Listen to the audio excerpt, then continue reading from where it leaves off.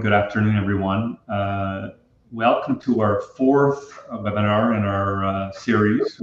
Hard to believe we started this in late July. Terry and I kind of kicked off this webinar series. The purpose for this webinar is interesting in that many customers that we talk to kind of say, well, you know, Ribbon, you helped me build this super modern, advanced, next generation IP optical network. It does some great things. You know, they may put it in for some specific initial purpose, but many come back to us and kind of say, well, how do I really maximize the revenue opportunity? How do I monetize the network? And we've heard this question over and over from many customers. And that's really the intent of what Terry and I are going to talk about today, is really to focus on where are the areas that you can monetize. You may have put your network in for one initial purpose, but what are the other things you need to consider on how to, to really maximize the revenue and get the best ROI for your investment. So Terry and I are going to kick this back and forth and really make this an interesting conversation. Feel free to post any questions in the chat. We'll try and answer. And then we'll come back at the end and certainly look at some of your questions. So I'll kind of kick it off, really to kind of look at three different areas you need to consider when you're building out your network. You know, the first is you might have put in your network for kind of initial purpose, and many of our customers, that initial purpose was, you know, broadband. And certainly now with the BEAD funding, looks like the rules have been finalized, and the states have resubmitted their proposals, and so that money's starting to flow, and many customers getting into that.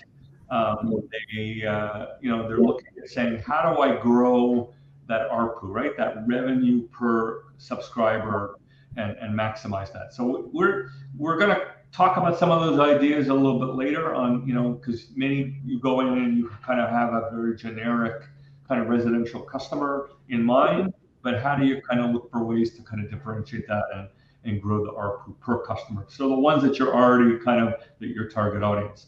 The second is, how do you get some new revenue streams beyond just residential, right? And I think this is kind of some of the things we're going to try and talk about today. One of the areas we're going to talk about, certainly for those of you in rural America, is the push for data center interconnect. And we've got some charts that kind of talk about that in a little bit more depth. We talked about that on our first webinar. We'll kind of double click on that a little bit today, but that's a really good opportunity now with so many, certainly AI is so much buzz in the market, and there's just a huge amount, trillions of dollars of capital being spent to support AI, many of this in rural America. So there's a real good opportunity for connectivity to reach that. And then finally, the third is, how do you gain new customers, right? And as we know in this business, and Terry and I are in business long enough, know there's always churn in the market. You attain some customers, you lose customers due to competition. How do you, you're constantly always having to gain new customers just to stay even or slightly ahead. So some of the things here, you can't just compete on price, and I know Terry's going to talk about that. A lot of this is about looking at great, superior customer service, right? That's the kind of things that differentiate you from the competition. So I'll kick it over to you, Terry. Anything you wanted to kind of add to this before we kind of double click on some of these? Yeah, sure. I appreciate it. And Mitch, thanks for inviting me back, and hello to everybody. Good to be with you again. One of the things I loved about this slide and this concept, because this is one of the things I normally run into a lot, is when I work with customers and we're putting in this infrastructure, we have to be able to tie it back to a business case. And so a lot of the points that you're raising, I think, is the way we've always thought about, the networks, in terms of, I got a broadband subscriber, I've got an ARPU, I've got a churn rate, I've got to, drive things. People are always on the lookout for, hey, I'm going to add security services. I'm offering something else, to that retail customer. One of the things we're going to really talk about, though, is these same three levers apply just as much to your middle mile network as they do in anything else. And so we want to make sure that, if you're coming from the network organization, that you're speaking in the language the CFO understands, because they're the people who are ultimately going to give you that okay to go make those kinds of investments. And so having this kind of plan is really important. So it's the same stuff that we've done before, but we're going to talk about it in a little bit of a different context and a different market. So really good opportunities that are out there. Perfect. So I'm going to kick this over to you, Terry, to kind of kick off this chart, and I'll sure. Sure. Absolutely. Well, this whole thing's about monetization. So the fundamental question is, well, who's the customer? And what we're really talking about here is, with that network that you've put in place, who can you go sell this to? We've already talked a lot about, you've got your subscriber base. You guys know that. But this is a pretty good representation of who the other buyers are that are out there. And just kind of going from left to right, you start off with your ISPs. They could be your competitors, candidly, but they need services too. They need to connect back to the internet. They need to get into, the POPs that are basically down in the metro. So the one thing to think about is, when you look at the market, these ISPs, they generate a ton of revenue out of, selling wave services. So they're actually a pretty good stable base to actually create a revenue base from. The other ones, just kind of looking to the right, wireless carriers, we've been connecting cell sites for quite a while. I remember the days of we were in T1s, and then, hey, suddenly everybody was up in arms because we were doing Ethernet over it. And then now we've been at 1 gig. Now we're starting to hear more of like moving to 10 gig services. And so as we see more capacity demands going on to those wireless networks, you got to get the signal in the ground, and you're going to need that capacity. And so that's another real good place to play. And we'll talk later about some of the things you need to consider as you look at those in terms of like managed service agreements, SLAs, and things that can come about from that. Moving enterprises, look, enterprises buy connectivity. We know that. But what's unique is there's a lot of need for specific services, certain quality of service, security. They want predictability on pricing. A lot of them need to get to cloud because they're using, maybe they're using public cloud, so they need to get an on-ramp over to it. And so when you look at that, that's a potential managed service offering. And that's one of the things we see out there. If you double click into that, there's all kinds of enterprises. There's different verticals, finance, healthcare, government, and all of them have unique needs. And the interesting thing there that's starting to come to life is, especially with capabilities now in the networks, is you can provide really feature-rich services that are customized to them. And then that is a premium service that you can command a better price for in the marketplace. So there's another really interesting piece. And then there's the hyperscalers. And I was pulling up some data on this, and I just found it interesting, Mitch, is that, you look at just the big guys, the Alphabets, the Meta, the Microsofts, the Amazons. I mean, they're spending huge amounts of money in a data center, but that's not it. There's others. So there does seem to be a big buyer opportunity as we look through this. And Mitch, if I can just kind of kick it to you, I'm kind of curious, from where you sit at Ribbon, where are you seeing a lot of sort of interest or conversation when it comes to these different types of customers? Yeah, it's interesting. It runs the whole gamut, from many of these. I think, some of our customers, wireless backhaul is a big part of their business. Certainly, as the big wireless carriers are upgrading to 5G, they need a lot more bandwidth. You're right. I've been around long enough to remember when T1 was sufficient for a cell site, just to do voice services. And now, 10G, and I'm even seeing higher rates needed for cell sites because of just people are streaming big video content to their mobile phones. On the enterprise side, certainly many of our customers usually have big enterprise anchor tenants in your territories, right? It could be big, university having to connect other campuses together. Could be a hospital network. As a lot of these mergers are occurring in the healthcare vertical, as they do these mergers now, they can consolidate some of the connectivity. They need to connect those campuses together. The big one we're starting to see that's certainly of interest, and again, it's all related to AI, right? You can't go anywhere now without hearing AI, is really the hyperscaler and data center operators. And many of the customers that we're talking to are all being approached by basically companies either having a plan, having a new data center being built, or having a plan to build a new data center, and they're all looking for connectivity. The interesting thing I read in this is in a Fiber Broadband Association white paper, they're saying now these data centers they're demanding 3 to 4 completely redundant connections for each data center, right? Because they know they can't rely on a single connection. They need to have multiple connections to ensure a backup as well. Just to use, I think I read the latest thing, $4 trillion of new investment for data centers.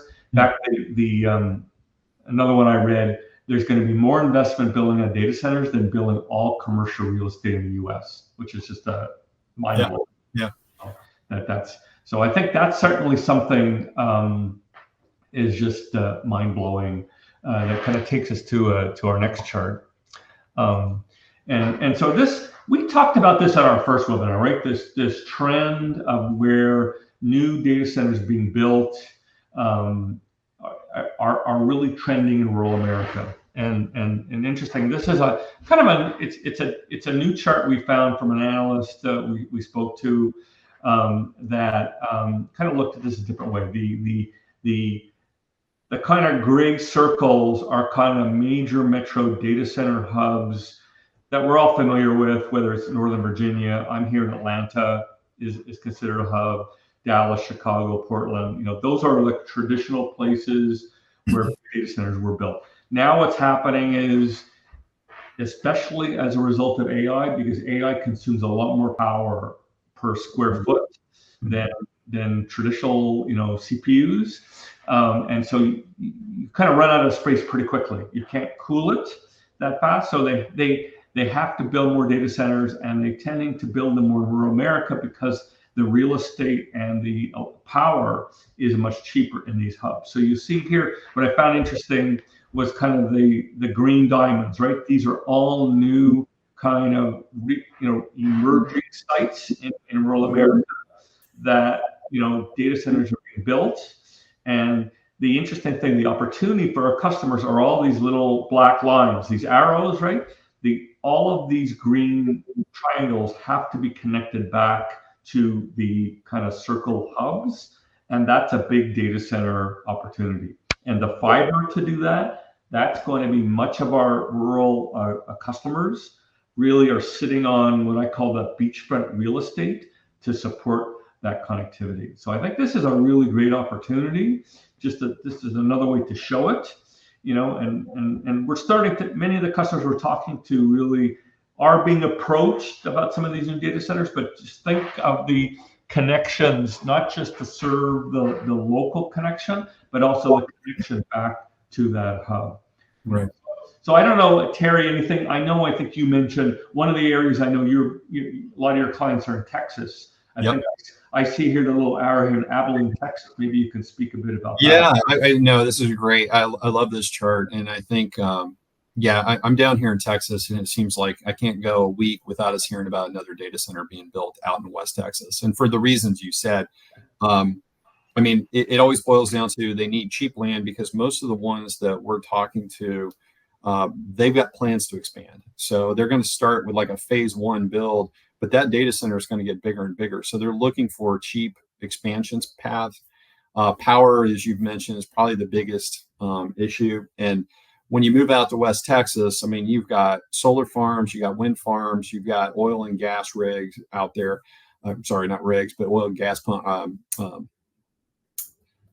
blanking, but you know what I mean. Out in Midland and in Odessa, in that area.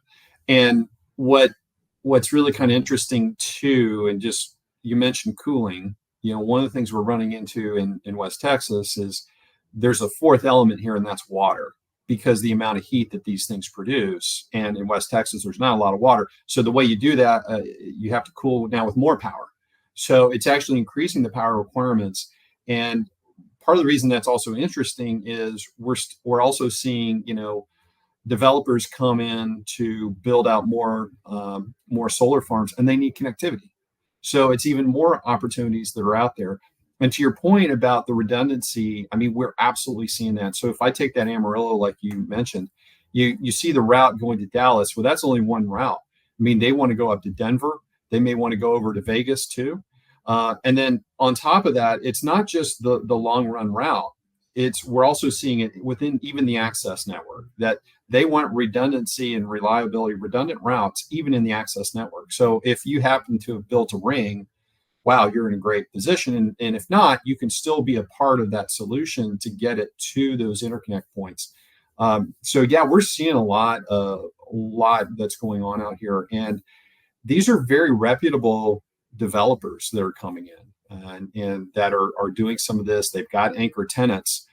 And what we're finding is that, many times, clients are able to go to them and say, hey, here's what it's going to cost me to upgrade the network to support you.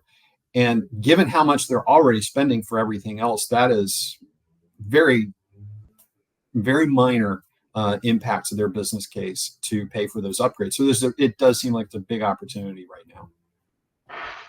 Yeah, absolutely. And I think, like I said, another thing interesting in these charts is to show that a lot of these places, they're looking actually, you said, redundancy to two different hubs, right? They don't want to, look at the example in Ellendale, North Dakota.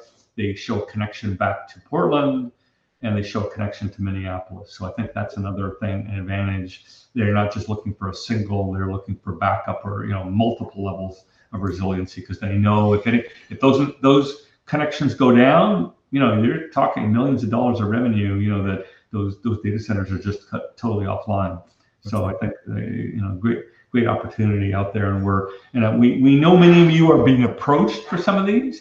And so we're really here to help you kind of, again, really great opportunity to monetize your installed base to go after these opportunities.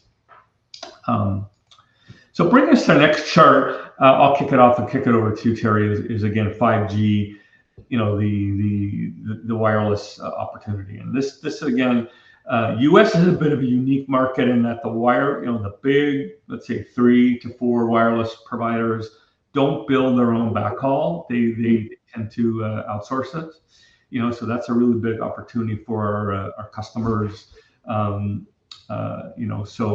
whether it's AT&T or Verizon, they're looking to wholesale that connectivity.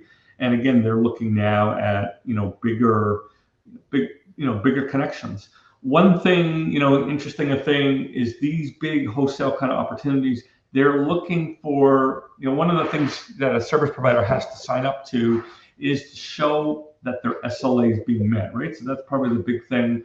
They have to sign up to a certain SLA, whether it's like 5 nines reliability, so many hours or minutes of downtime per year. And one of the things the service provider has to be able to prove that to them.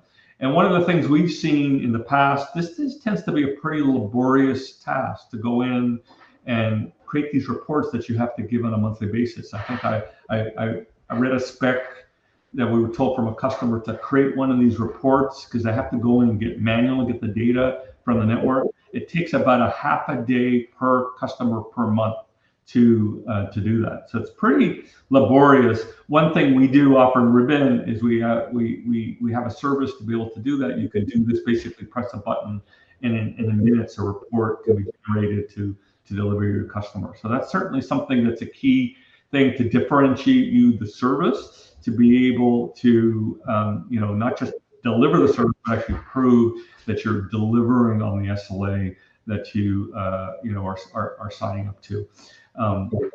So this is a big opportunity, and there's lots of ways to skin the cat. You can create dedicated network slices with a specific SLA, meaning that for customer, and so on.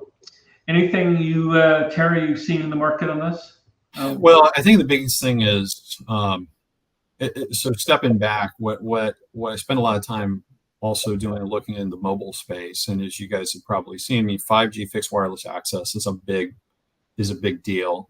That's really driving a lot of the value accretion for T-Mobile and Verizon right now. And then recently, just in the past couple of weeks, we saw that Dish sold $22 billion worth of spectrum to AT&T, who's potentially going to come in and do more fixed wireless access. All that stuff requires spectrum. Where they have excess spectrum normally is in rural areas. So I think we're actually going to see even more demand for this backhaul coming into play. One of the things I have started to see is, and I think you mentioned it, so I'm seeing some demand for 10G level backhaul into the cell site, but we're getting into 100 or more now into the MITSOs for those mobile operators. So you got to make sure you have that piece of it. And you're absolutely right. The SLA is critical. The one challenge I would just highlight here is that this is a monopsony market. There's basically 3 major buyers, and so they have a lot of control in this, and they exert that control. So as long as your SLAs are being met, you're going to do really well. If you don't meet those SLAs, that's where I've seen people have a lot of problems with this. It can cause a lot of issue for them. The only other thing I'll just kind of note, and this is more of just an observation, we have, there's this 5G standalone network capabilities that are being built into 5G, and T-Mobile's move in there, and Verizon, AT&T. As you have that, you have the ability to do network slices on the wireless side. So if you can actually have that converged service where it manages up or ties up as well into the network with the network slice, then you actually have something that's very unique. And that's not something that's a near term, but over the next few years, I'm expecting to see more of those kinds of services be available, because that's an incremental revenue opportunity for all of them to participate in. Perfect. Thanks so much, Terry. So let's get into this is kind of interesting in terms of the types of services, and again, it's interesting too. So I'll let you kick this one off, and I can comment on this as well. Sure. So we talked about customers. So there's potential customers. You got this network. So what are you going to sell? And if we go down the obvious stuff, I mean, this market's been built around wholesale. So you're talking about wholesale, 10G, 100G. We are starting to see more movement towards 400. Going back to the data centers, it's normally 400, and they want an upgrade path to 800 and 1.2 over time. So you need to have that capability, but that's still sort of a bread and butter. The cloud on-ramp is becoming more important. And this really kind of goes back to, it's almost a hyperscaler play where, these large cloud centers are actually being shrunk into more regions by the major hyperscalers. So your latency is becoming more important. So more of those services are out there. That's, again, sort of an obvious thing you can do with it. And, Mitch, you probably can talk more about, sort of the managed optical fiber network, opportunity that's out there, and the spectrum leasing. The only thing I would just want to highlight is, as we're going through, most people that I've been working with are still on the obvious side of the house. We're all starting to look at that less obvious. Like, how can I offer that premium service? How can I differentiate, latency, be it security? Like if I've got a government client, how can I offer, sort of a layer 1 level of encryption, all the way down to that level? Here in Texas, we got a lot of border. And so, one of the things we're constantly looking at, how do I do that? So I think those are sort of the pieces that are a little less obvious, but could be certainly very lucrative as we go forward. But I don't know, kind of kick it back over to you in terms of sort of what do you see in some of these other plays? Yeah, so definitely on the wholesale wavelength service, that the growth we're definitely seeing is actually moving to 400 gig. I mean, it's kind of becoming the new currency. In fact, 800 gig is kind of be the next one, because of AI. It actually turns out that 800 gig is actually kind of this typical interconnect to connecting GPU clusters for AI. So that's still going to take a few years till we get there. So right now, 400 gig is kind of becoming more common away from 100 gig. So when you're going into these data center services, certainly think of ways to that's kind of what your customers are going to be looking for, between 100 and 400. The MOFN, maybe not everyone's familiar with this. This stands for a managed optical fiber network. It's basically a dedicated network, but it's managed by the service provider. So hyperscalers typically, they're used to building their own networks. I mean, they have the capital, they have the expertise in house to do this, but in some cases they can't. One of the things that they can't get the fiber in some areas, especially in rural America. So they have to outsource this, but they still want the network to look like it's a private network. So that's certainly a term. It's actually not a new term. It's been around for a while, but it's becoming more popular now as we're kind of reaching the areas where the hyperscalers can no longer build out their own networks, and they need to kind of outsource this to a service provider. So basically, it's a fully dedicated optical network, but it's typically using service provider fiber, and it's sold as a monthly service. On the less obvious ones, again, I think we'll talk about the kind of the differentiated tiers in the next chart. The encryption is a big one on security. That's almost becoming table stakes now. People are looking for any way to get security. They're looking for more tools in the toolkit. So there's lots of different ways to encrypt either a wave service or encrypt a layer 2 or layer 3 service.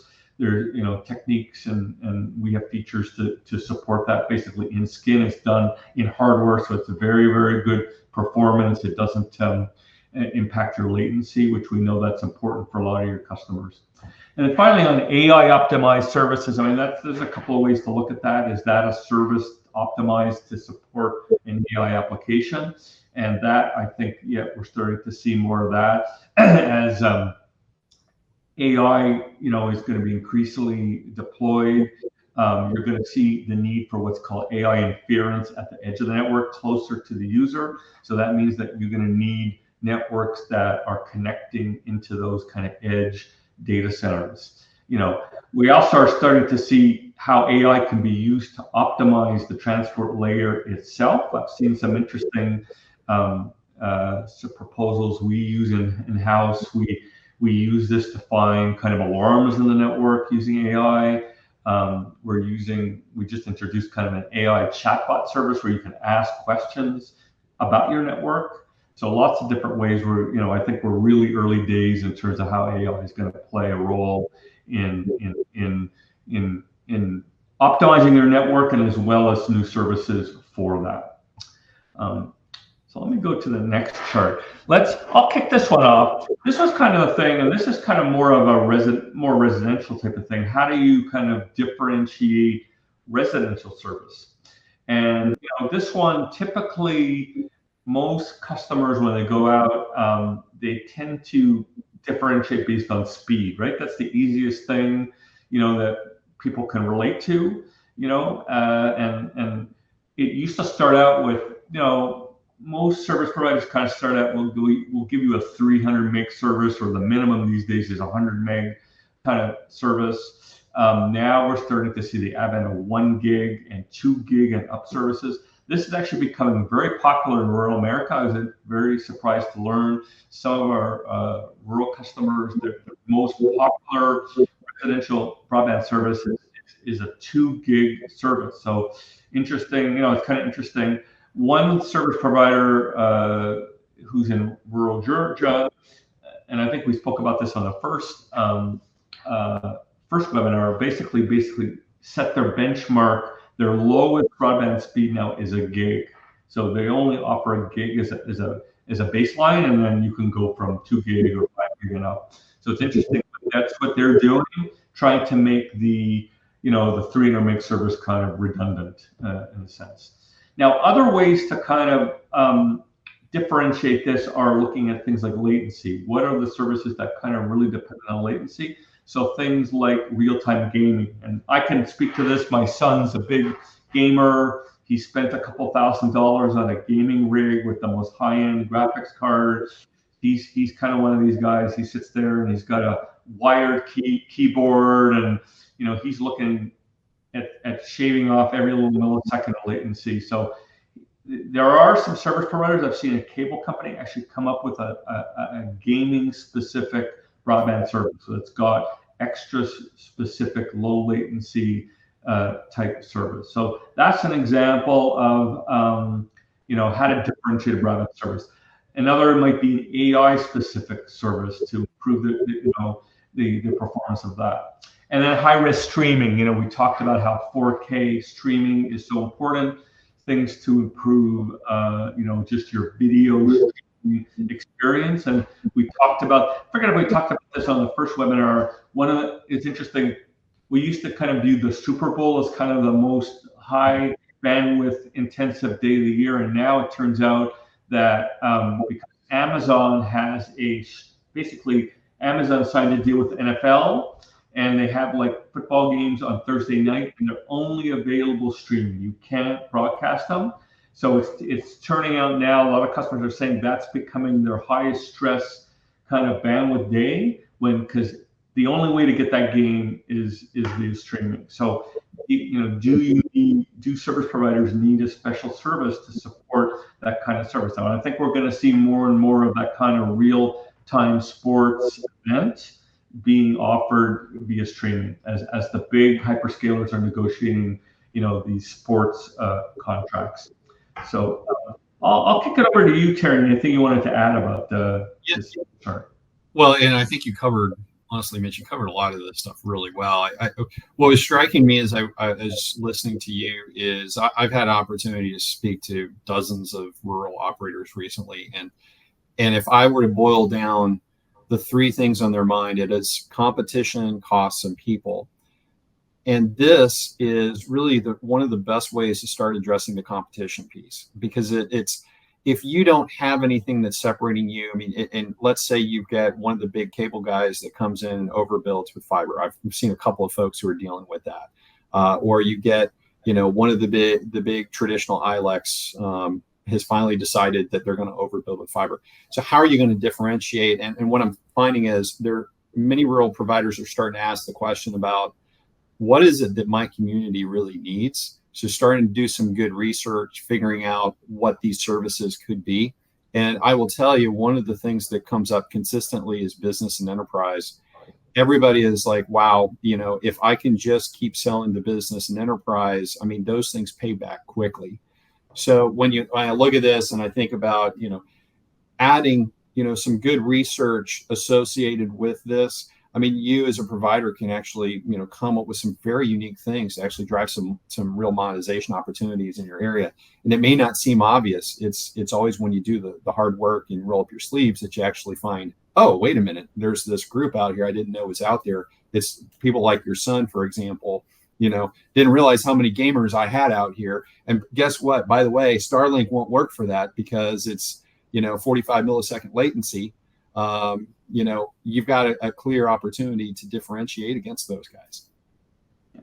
Real good point, Terry, you brought up. I actually didn't, I kind of see it on the chart, but bring out is that kind of, again, that business segment, that's the one that tends to be more profitable than residential. You could, typically charge a higher price. And there are ways, again, to further differentiate those business services. You can offer a basic, just, best effort kind of internet, business internet service. That's, table stakes. But then there are ways to kind of further enhance and differentiate that, provide, your business customers with a little bit better, a lower latency service. There may be some things offering, like I've seen some things to do like wireless backup of your internet, in case the main internet goes down. Have a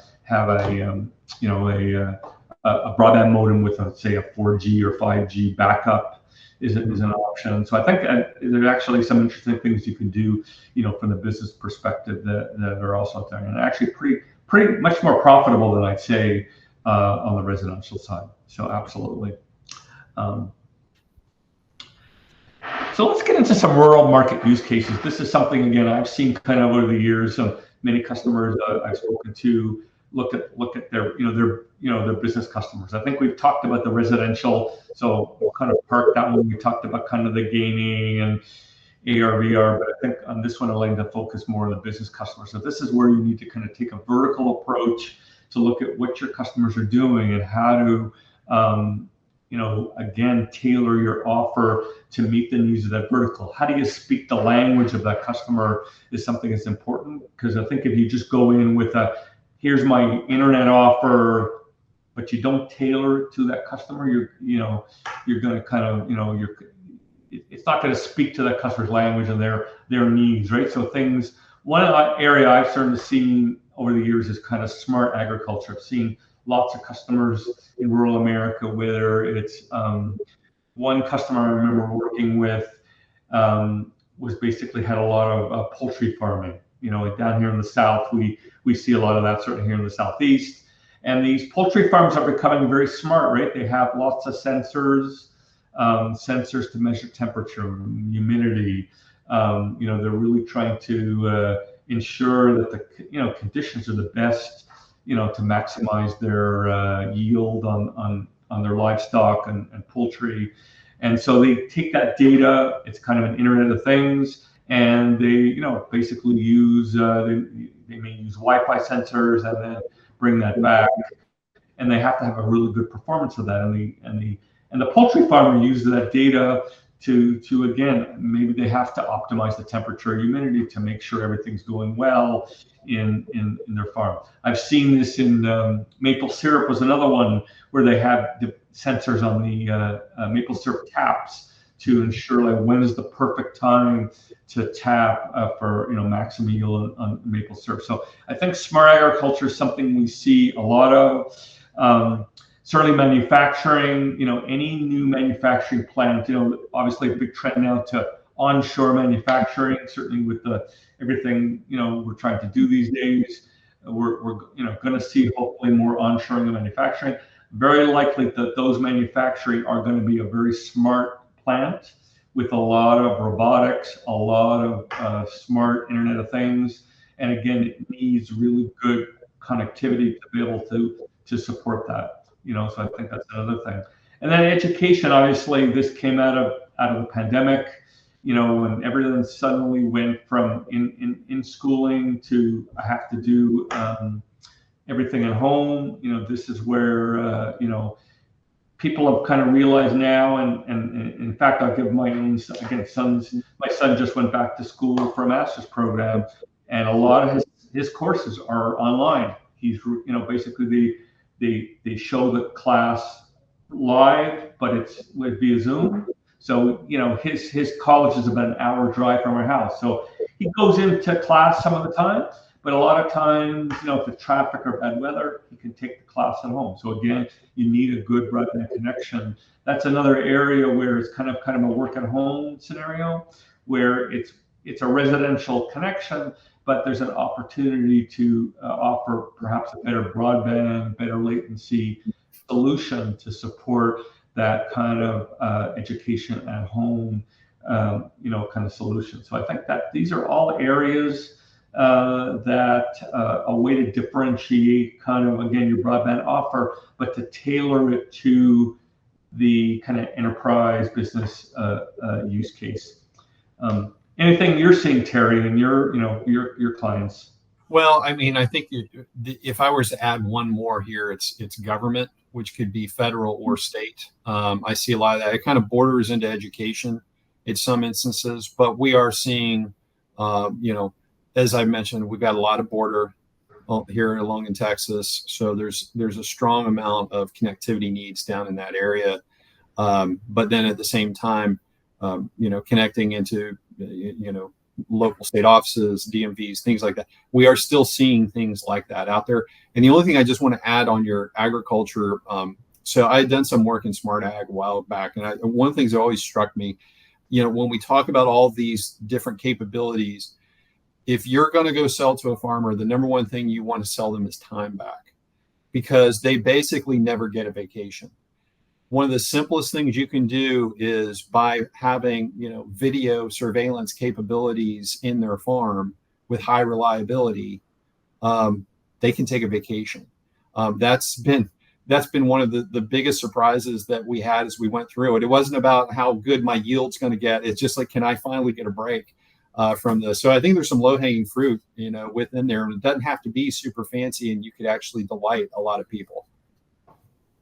That's a good point. That's a really good. That's some good insights on as well on the certainly state and local government.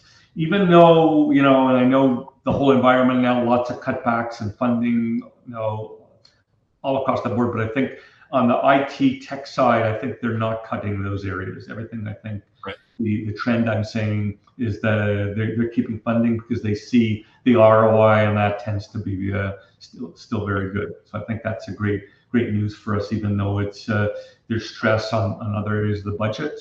I think things like connectivity, I think, are still going to maintain high priority. That's great. So we're coming to our almost the last chart, and I think this is some stuff I think is really good.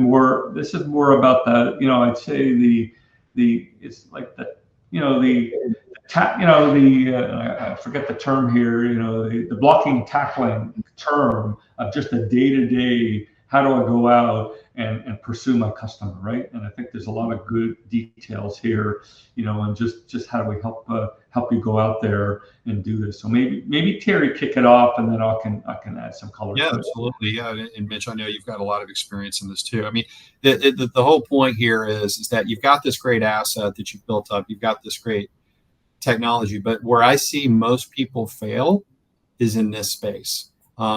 Assuming that your network is good enough, meaning it can meet the needs of the market, and you've got the capabilities. It's really this go to market. And so if we talked about wholesale, if you're going to do wholesale, you're going to get a bunch of inbound requests. How quickly you turn those around can affect your win rate. So you've got to have a really good, smooth quoting process, both for on-net and for off-net sorts of locations. And how do you go about doing it? And then what's your sales process look like? So what is the quote process and all that? Competition and pricing is a big deal. There's a lot of competition especially in the wholesale side. As you were saying, Mitch, I mean, we're seeing more movement towards 400G, and I see more pricing stability there. Where you get in these 10G and 100 gig services, that's where you're starting to get a little bit more price competition going on. So how do you position? How effective are your price? Are you within range of them? Are you looking at what your competitors are offering? And it's difficult, right? You have to do a lot of sleuthing to get that. But if you do that well and you're priced well, then it gets back to your service packaging. Like, what are you offering? This goes back to all the things we just talked about. And to me, this gets into that value proposition. How am I communicating what it's like to work with me? Not just, you get a great price, but for example, if you're in a rural area, you got boots on the ground. If somebody is having to go to one of these large national providers to get service, if they have to fly somebody out, there's a lot of windshield time or drive time or flight time to get out to that location, whereas you have boots on the ground. And that's a real differentiator for certain types of customers where that's important. And then ultimately the experience. So how hard and easy is it to work with you? And then you just kind of wrap all these around into that go-to-market execution. Do you have scorecards? Are you actually tracking, how you're getting, where you're getting your quotes in from, what your customers are asking for, who's actually buying from you? And are you doubling down on that? Are you learning from it? Are you getting better at it? It's these sort of pieces that really separate the best providers out there from those who are struggling within that. That's kind of my experience. Mitch, you've got a lot of experience in this too. I mean, what would you add to that? Yeah, there's a lot of good stuff here. I mean, a couple of interesting things. One is we work with some utility customers who, and utilities, they're pretty much the only game in town for supporting electricity. But when it comes to delivering broadband, they kind of enter the market. And in some cases, they may not have competition. And some, they are entering a market with competitors. They're saying, wow, they're not used to dealing with competitors. It's kind of a totally different environment for them. And again, in the electricity market, they haven't had to deal with it. Now they do have competitors. And some of the things they basically learn and, is how do you leverage that relationship you have in the electricity market on your broadband market, right? And I think it's to take some of your core competencies and applying that in a new service that you're offering. So it's kind of some interesting things we're kind of saying. Certainly, if you're a traditional telco, you're used to that. You've already had competition. and so you're certainly used to that. The service packaging, absolutely. I think we've seen the kind of advent of the bronze, silver, gold type of packaging.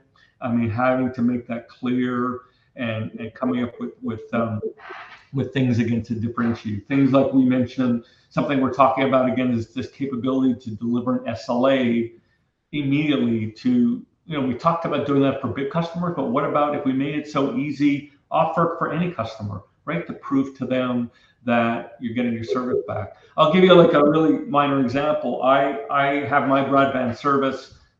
I won't say who, but it's a large tier one. And it's interesting. The other week, my internet went out. Okay, and it went out for maybe an hour, right? And it was no big. It was a bit of a hassle. I just went to I used my hotspot on my phone for the time. And interesting enough, I got an email maybe 2-3 days later saying, we're giving you a rebate. We're sorry. We apologize for the outage on your internet. And we're going to refund you. I mean, it was only a couple of bucks, right? It wasn't like the money, but it was just the fact that they acknowledged that they had an outage, and they came back with an email saying, we're sorry, and we're giving you like just a small refund on your service, right? That's the kind of thing that creates that stickiness that, you'll say the next time a competitor tries to change me, you'll say, well, maybe I'll stick with you, right? So it's like I said, it's a small thing, but it's so certainly we're trying to do some things to make it easier to do that you can go and prove to your customer that you're meeting our SLA. And if you don't meet the SLA, to be able to go back and do stuff like that to say, hey, we're going to give you a small refund for that to create that stickiness. And I've seen some other things, some great things that small providers have done. Again, just doing things in the community, showing that they're giving back. Trying to go above board of just being just another broadband provider, actually doing things in the community, partnering, with some anchor tenants. I think are all different ways to differentiate the process. But I think some of the upfront stuff you mentioned, the sales and quoting, that's really important too. Just being rapid and have a clear marketing for the service. So all great stuff. Okay, well, that's great. So anyways, I think we're actually coming up. We're actually, we're coming up to the top of the hour here. Just to say, I think if you joined us since the beginning of our session, this was the fourth in a 4-part webinar series. We kicked it off with some of the drivers, driving traffic in rural America, where Terry and I kind of gave that in end of July. We then had Jeff and Drew come in and talk about some of the architectures. What are some of the solutions we've got to help you deliver middle mile for rural America? The next session, a couple of weeks back, was really how to manage and automate your network, which is really important. Not just about the speeds and feeds, but it's turning out to be much more important on the management, how to automate some of the tools you've got to do some of the things we talked about today about delivering SLAs. And we ended it today with how to monetize your network. So hopefully we've covered quite a bit of ground here. If you didn't catch some of these early webinars, I've included links here to the earlier webinars in the series. So if you missed one, please go back and check it out. I think we're discovering a lot of the people who couldn't attend the earlier sessions are now viewing it via recording. So take a look at that, because I think there's some really relevant content for some of the things that you're doing. So I think we've got a couple of minutes left. I think we can maybe turn it back to you, Lance, about looking at some of the questions that were posted. Yeah, thanks so much, Mitch and Terry. Take a look at the question area too up there. There's a question that came in while just here at the last few minutes. But we do have a few that's come in earlier in the session. So let me just throw it to both of you. First question, how do you avoid the race to the bottom on pricing when like competitors are just slashing transport rates? Yeah, I'll take a stab at that. I mean, it's a reality I think a lot of people are dealing with right now. as I mentioned before, what we're seeing, and Mitch had highlighted, the market is moving towards 400 gig waves. And so what's happening is we're getting some commodity pressure on the pieces below that. So there's two things I would say here. First thing is you have to realize if you're doing this through a pure wholesale model, wholesale is driven a lot of times based on pricing. And that's where going back to having that sales and ordering process done right is important, because sometimes the first in wins. So that's one way to actually avoid some of that, is by being as fast as possible, getting your quotes in time. The second thing is that when outside of just the wholesale place, if you actually have opportunities to create relationships with customers, that's where you can begin to offer a value proposition that allows you to offer something more. So the example I used before, and something I think is really critically important, is, you got boots on the ground.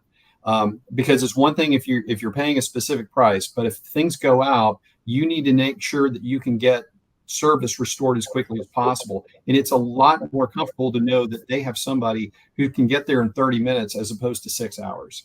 And so that's actually a really good thing. So it's both those things. If you're on the wholesale side, being as quick as possible in terms of getting your quotes in so that you can win more of that work. And then if you have direct sales opportunities, is now selling a value proposition, which includes maybe those premium tiers we talked about, because those premium tiers are the things that are going to have more value than just pure, quote, commoditized transport.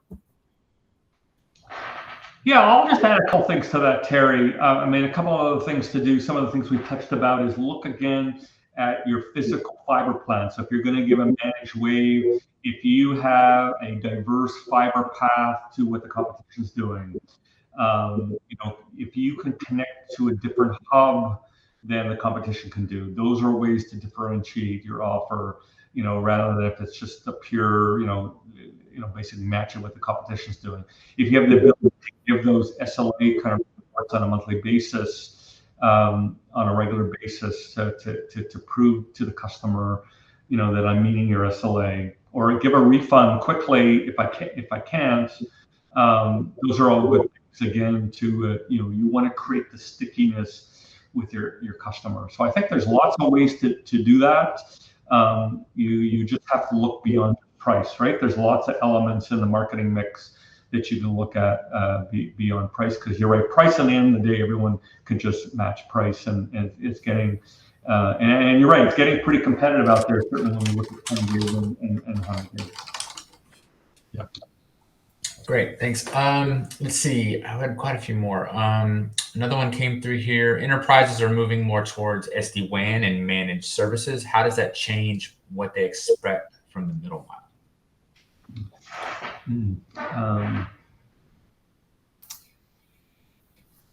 I don't know if you want to take that one, or you want me to kick it off?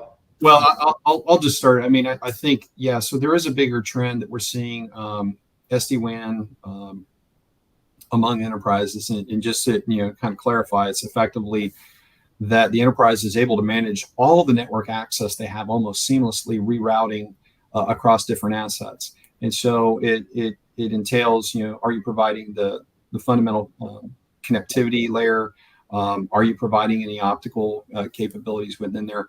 And so, what I've seen, and Mitch, you're probably going to know more about this than I have, at least from the network side, is it really gets down to the routes that you have available in terms of making those connections, in terms of the meet me locations. So can I get to the POPs? Can I get to those locations for the enterprise?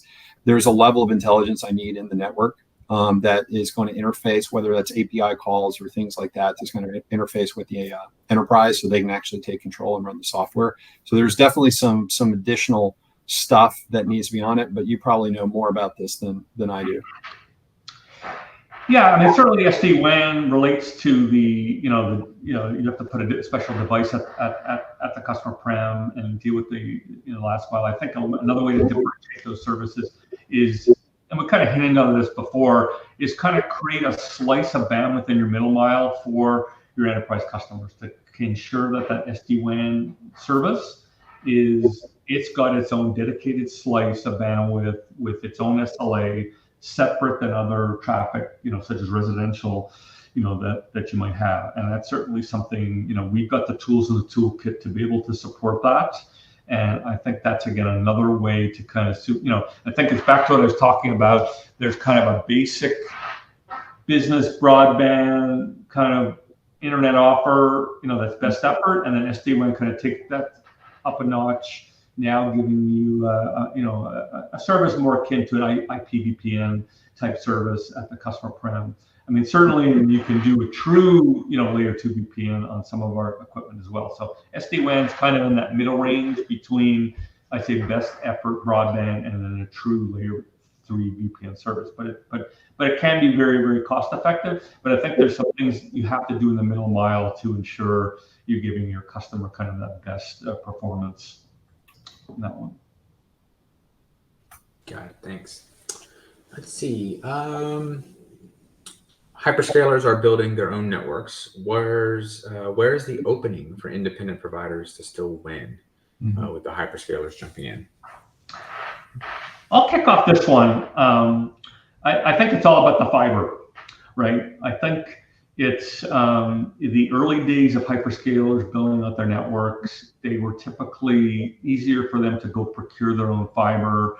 They could go and there are lots of, depending on the market you're in, lots of dark fiber providers. But I think, especially now with these new data centers being built in rural America, there's less accessibility for dark fiber. So the service providers really don't have a choice. The hyperscalers have to go and reach out to our rural service providers to get the fiber on those thin rural routes, where there's not a lot of option.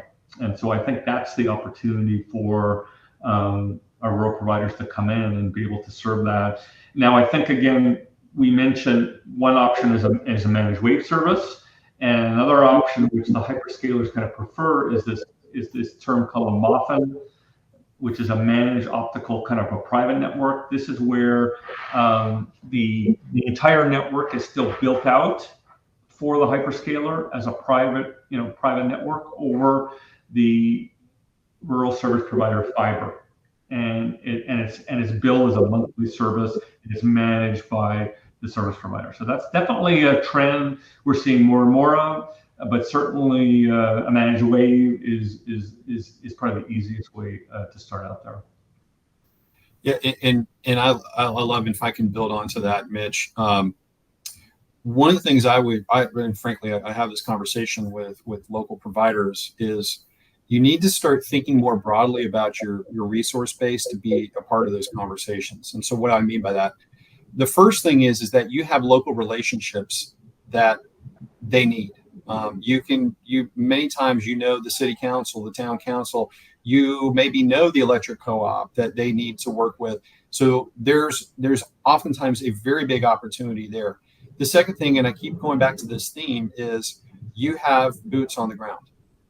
Because data centers and all these different connectivities, these are a lot of technology. They need a lot of help and support, may require some specialized training, but you have people there that can be part of this to actually get it stood up. So when you layer those pieces in, then it's almost like you're leading with that, and then you can kind of bring in the connectivity as part of the bundle of services that you're able to provide. That's generally how I see people are trying to compete and having some success in that range. The big guys are going to build. They've got the capacity, they've got the capital to build. But if you can actually start to carve out specific areas for you in that, then you actually set yourself up for a longer term opportunity. Perfect. All right, guys. Well, we're at the top of the hour, so I think we'll pass on any other questions, and what we'll do is we'll just follow up offline with the remaining questions that we have. So I appreciate you, participating with your Q&A, and we'll get back to you on those questions. So again, thanks, Terry and Mitch, for the time today. Thanks for all the time you spent on the content here.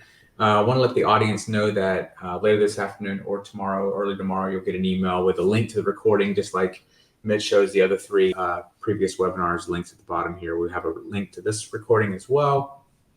Also a copy of the slides. So please be on the lookout for that once you receive that email, or anytime in between. If you have a question, feel free to reach out to us at ribbongcommunications.com. Have questions for Terry, we can certainly pass those along to him as well. So thanks so much for your time today. We look forward to having you guys on the next webinar. So keep an eye on the inbox. Thanks so much. Have a great day. Thanks so much. Have a great day. Bye-bye.